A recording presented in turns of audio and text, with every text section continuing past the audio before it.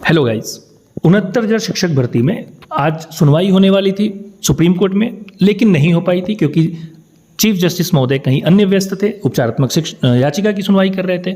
तो नई डेट आ चुकी है 15 अक्टूबर। तो जाहिर सी बात है सबसे महत्वपूर्ण तिथि है 15 अक्टूबर। इसको लेकर के क्या हो सकता है, क्या निर्णय आएगा? अगर दोस्तों निर्णय आता है एटीआरई की पात्रता परीक्षा या निर्णय आता है एटीआरई को पार्ट ऑफ सिलेक्शन, तो कट ऑफ में कितना अंतर आएगा, किसकी कट ऑफ कितनी जा सकती है, प्रति निर्णय के अनुसार हम जानेंगे और विस्तार से जानेंगे। साथ ही एमआरसी के मुद्दे पर भी, अगर मान लेते हैं कि एमआरसी को लागू किया जाता है कि जैसा कि हाईकोर्ट की डबल बेंच ने कहा है, तो कैसा कट ऑफ जाएगी, कितनी कट ऑफ जाएगी, या फिर अगर सुप्रीम कोर्ट ने जैसा रमेश राम के मामले में कहा है वो निर्णय आता है, तो फिर एमआरसी के आधार पे फिर कट ऑफ कितनी जाएगी, किस वर्ग की कितनी जाएगी, इसको लेकर के हम विस्तार से जानेंगे। साथ ही दोस्तों आरक्षित वर्ग को कितना फायदा होगा इसको भी जानेंगे, क्योंकि 19,000 सीटों के घोटाले का आरोप आरक्षित वर्ग की तरफ से लगाया गया है। तो एक एक करके इन तमाम मुद्दों को जानते हैं और कट ऑफ को लेकर के क्लियर करते हैं, कितनी कट ऑफ और कौन सेफ रहेगा। सबसे पहले बात है दोस्तों कि किस तारीख को ये मामला लिस्टेड हुआ है। तो जाहिर सी बात है 27 सितंबर को सुनवाई होने वाली थी, पर चूंकि मुख्य न्यायाधीश जी एक उपचारात्मक याचिका की सुनवाई कर रहे थे, जिसके कारण 69,000 की भर्ती के लिए नया जो डेट आई है वो है 15 अक्टूबर। जाहिर सी बात है कि 15 अक्टूबर की डेट में ये जो मामला है ये ऊपर की तरफ लगा है, यानी कि क्रम संख्या 2 पर लगा है।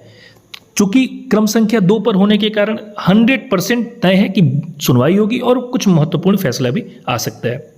आप देख सकते हैं दोस्तों, सबूत के तौर पर Shubham Mishra versus state of UP, जो कि मामला लग चुका है सुप्रीम कोर्ट में।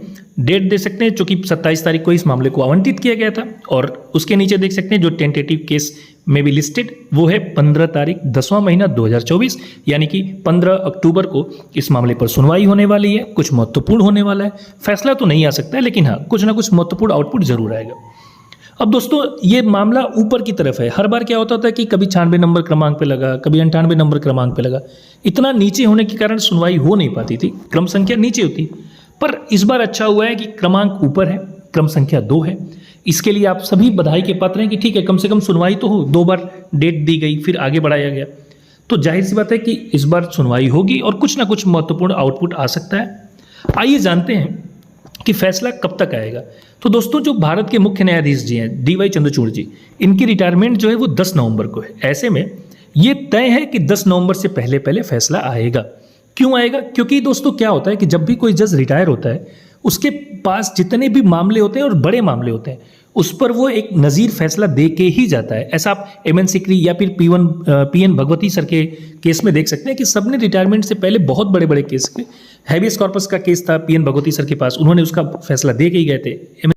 सीकरी सर ने भी अपने मामले में इसको निस्तारित करके ही वो रिटायर हुए थे। तो ऐसे में जाहिर सी बात है कि फैसला तो 10 नवंबर से पहले आ जाएगा।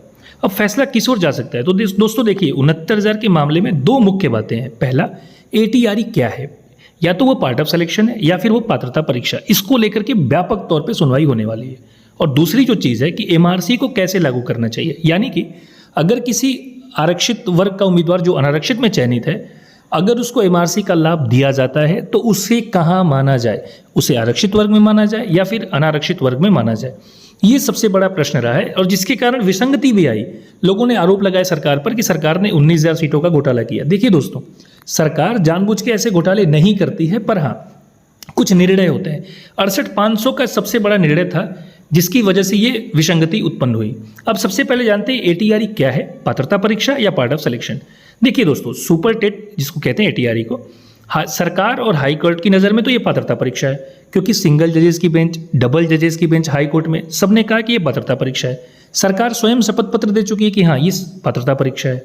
सुप्रीम कोर्ट ने 90-97 का कट ऑफ लगाते समय इसको कहा था कि हाँ ये पात्रता परीक्षा है। ऐसे में बहुत कम चांस है कि सुप्रीम कोर्ट इसे बदल दे कि ये पात्रता परीक्षा नहीं है, क्योंकि जब सरकार भी कह रही है, कोर्ट भी कह रहा है कि पात्रता परीक्षा है, तो कम चांस है कि इसे पार्ट ऑफ सिलेक्शन कहा जाए। अब दोस्तों अगर ऐसा हो तो 69,000 का मुद्दा जहां सुपर टेट को पात्रता परीक्षा माना गया, ऐसे में कोई भी अभ्यर्थी चाहे वो 90 नंबर पाए चाहे वो 97 नंबर पाए, उसे माना जाएगा सेम फ्लोर पे, यानी समान माना जाएगा। फिर ऊपर से 34,500 यानी कि 69,000 में से 50% सीटें यूआर की, तो यूआर में जो भी ऊपर से गुणांक 34,500 में आएगा उसको उठा के यूआर में डाल देंगे और फिर गुणांक को उस हिसाब से तय करते चले जाएंगे। लेकिन इसमें एक बात फंसती है, वो है एमआरसी की, उसको भी जानेंगे। क्योंकि दोस्तों जो 67,867 की लिस्ट थी वो इसी आधार पर बनी थी कि ATRE जो है वो पात्रता परीक्षा है। देखिए दोस्तों, ATRE से बहुत प्रभावित कोई नहीं होगा, क्योंकि केवल शिक्षा मित्रों की गुणांक ज़्यादा है, क्योंकि उनको 25 अंक का वेटेज है। नहीं तो सामान्य तौर पे अगर कोई अभ्यर्थी 96 नंबर पाता है तो उसका गुणांक होता है 38.4 और उसका एकेडमिक अब 28 होगा, तभी वो UR में आ सकता है। जनरली ऐसा नहीं है, क्योंकि 28.4 गुणांक लाना मतलब हाई स्कूल, इंटर, ग्रेजुएशन और BTC या BEd सब में 70% चाहिए, ऐसा होना मुश्किल है। लेकिन हाँ, शिक्षा मित्रों को 25 अंक का भारांक है। ऐसे में 6,447 शिक्षा मित्र जो कि अनरिजर्व में रिजर्व में चयनित है, यानी कि 90 से 96 नंबर के बीच में, वही इधर उधर जा सकते हैं ATRE से। सामान्य तौर पे तो उन्हीं का अंतर होने वाला है कि ATRE पार्ट ऑफ सिलेक्शन है या पात्रता परीक्षा। आप ये देख सकते हैं कितने शिक्षा मित्र चयनित हुए थे, चूंकि बात कहने के लिए आप लोग फिर तथ्य मांगते हैं कहाँ से जान लिए, तो ये तथ्य संख्या आप 7वीं देख सकते हैं। शिक्षा मित्र पास्ड इन रिजर्व कैटेगरी 6,457, 6,457 शिक्षा मित्र रिजर्व कैटेगरी से पास हुए हैं और बाकी 1,561 शिक्षा मित्र सामान्य कैटेगरी यानी कि 90 नंबर से ऊपर UR से पास हुए हैं। ऐसे में जाहिर सी बात है कि अगर इसे पात्रता परीक्षा माना जाए तो यही 6,457 UR में चले जाएंगे, और अगर इसे पार्ट ऑफ सिलेक्शन माना जाए तो यही 6,457 चले जाएंगे आपके आरक्षित श्रेणी में, जो कि इधर उधर कर सकते हैं। अब MRC को लेकर के क्या होगा, तो दोस्तों MRC के मामले में सुप्रीम कोर्ट का स्पष्ट निर्णय है कि अगर किसी अभ्यर्थी को जो कि अनारक्षित श्रेणी में चयनित है पर है वो आरक्षित श्रेणी का, तो उसे आरक्षित श्रेणी से अगर कुछ लाभ दिया जाता है तो उसे आरक्षित श्रेणी में ही गिना जाएगा।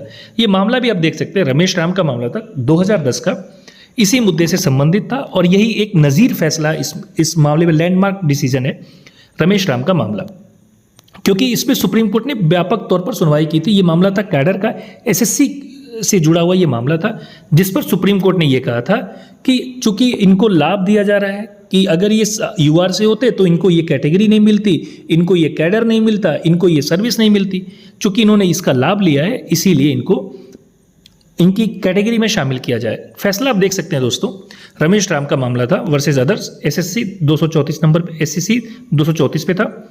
तो उसमें कहा गया था कि MRC candidate who avail the benefit of rule 16 sub clause 2 and adjusted in the reserve category should be counted as a part of reserve pool for the purpose of computing the aggregate reservation quotas. The seat vacated by MRC candidate in the general pool will be offered to general category candidate। दोस्तों ये पूरा फैसला आप देख सकते हैं। फिर दूसरे नंबर पे भी उन्होंने कहा है कि जो by operation of rule 16 sub clause 2 the reserve status of an MRC candidate is protected so that his or her better performance does not deny him to chance to be allotted to a more preference services। जाहिर सी बात है कि अगर कोई MRC में है तो अगर उसको अपने कोटे से कुछ अच्छा मिल रहा है तो आप उसको डिनाई नहीं कर सकते, क्योंकि वो अच्छा था, उसने अच्छे नंबर लाए तभी तो वो UR में क्वालिफाई हुआ।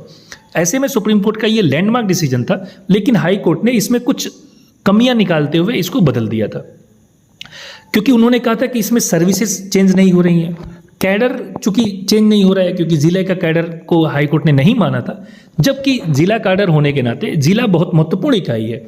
ऐसे में गृह जनपद देने के लिए अगर हाई कोर्ट ने इसको नहीं कंसीडर किया, लेकिन अगर गृह जनपद दिया जा रहा है तो मेरा ये अनुमान है कि सुप्रीम कोर्ट इसको मानेगा कि हाँ, गृह जनपद महत्वपूर्ण है इस बेसिक शिक्षा में। ऐसे में अगर किसी को MRC का लाभ दिया जाता है तो उसे आरक्षित में ही गिना जाएगा, ऐसी उम्मीद है। अगर ऐसा होता है, चूंकि सरकार ने भी इसी को फॉलो किया था, हाई कोर्ट ने 68,500 के मामले में यही निर्णय दिया था कि अगर MRC का लाभ दीजिए तो उनको उनके कोटे में शामिल कर दीजिए, और यही कारण है कि 52,414 तक UR के लोग चयनित हुए और इसके कारण 19,000 सीटों का घोटाले का आरोप लगा। और यही आरोप सरकार को इतना प्रभावित किया क्योंकि सरकार बहुत ज़्यादा बैकफुट पे चली गई है। ऐसे में जाहिर सी बात है कि ये विसंगतियाँ दूर होनी चाहिए, इसको लेकर के एक क्लियर निर्णय आना चाहिए। लेकिन दोस्तों अगर हम ये मान के चलें कि ATRE पात्रता परीक्षा है और MRC वैसे लागू होना है जैसे कि रमेश राम के मामले में लागू किया जाना था या लागू किए जाना है, तो फिर क्या होगा? क्योंकि दोस्तों हाई कोर्ट द्वारा दिए गए निर्णय को रद्द करती है सुप्रीम कोर्ट, ये तो ठीक है क्योंकि इसमें सिंगल जज बेंच का मामला अलग है, डबल बेंच ने कुछ अलग फैसला किया है।